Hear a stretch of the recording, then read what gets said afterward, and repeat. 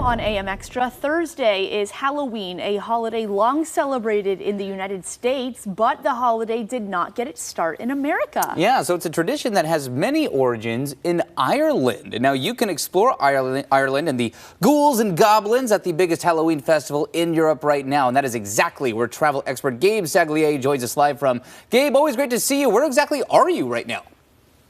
Travis, Emma, great to join you from what's a beautiful city here in Northern Ireland known as Derry. In fact, Derry is also known as the Walled City because of these historic walls. So these walls date back exactly 412 years. So these fortifications, these cannons, hundreds of years old, and they become really sort of a tourist attraction during the year. But during this week, Halloween week, they are the epicenter of something known as Derry Halloween. Now, this is a festival that started back in 1986, and it has grown, according to USA Today, to be the biggest and best Halloween festival in all of Europe. It goes on for 5 nights, and I was around last night when it got kicked off by something called the Awakening of the Walls.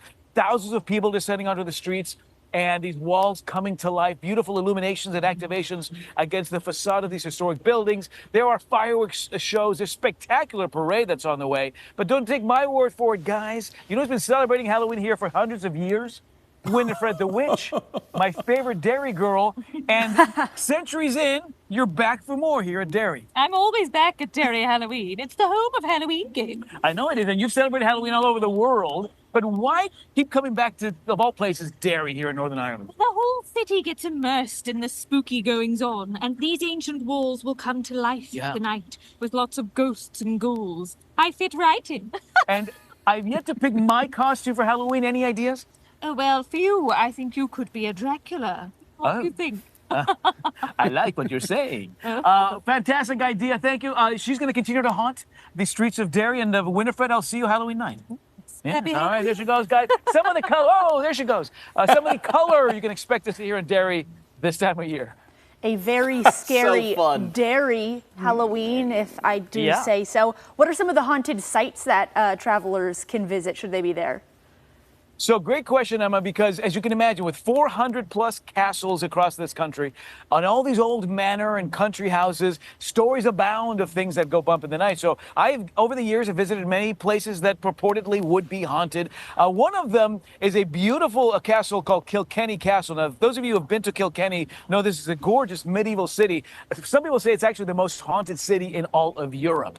And it's about an hour outside of Dublin. And Kilkenny Castle in the heart of the city, people say that they have seen these ghosts on the grounds of people who over the years have drowned on that river that runs right by the castle. And in the parlor rooms of this beautiful structure, the vision, the apparition of a woman dressed in white has been seen by many people who swear that they even if they're not believers, they're like, yeah, I saw an apparition. So you know, the best thing to do is to come out here and test it for yourself. But yeah, a lot of stories across many of these historic buildings across Ireland about haunted dwellings for sure. Ooh, freaky. All right, Gabe, before we let you go, I do want to know a little bit more about the origins. You know, there's such a long tradition of Halloween in Ireland. What can you tell us about how some of these massive parties and festivals got started and the origin of Halloween out there? Great question, Travis. It goes back more than 2,000 years. I've been to this place. It's called the Hill of Ward. And about 2,000 plus years ago, this is where those original Samhain, it was called back then, these sacrificial ceremonies would have taken place.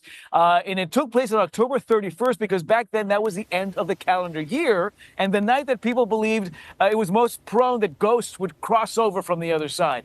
Harvest was over, winter was coming, and October 31st sort of created these mythical stories around the propensity of ghosts crossing over and haunting you. So now we know it as Halloween, as the Irish, of course, have spread across the world.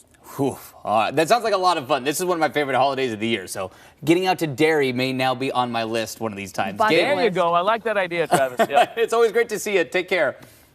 All right, guys. Happy Halloween. Happy Halloween. For more travel inspiration in Ireland, just head to Ireland.com. And for more travel ideas across the world, go to travelzoo.com. Time now is 8:12. Up next.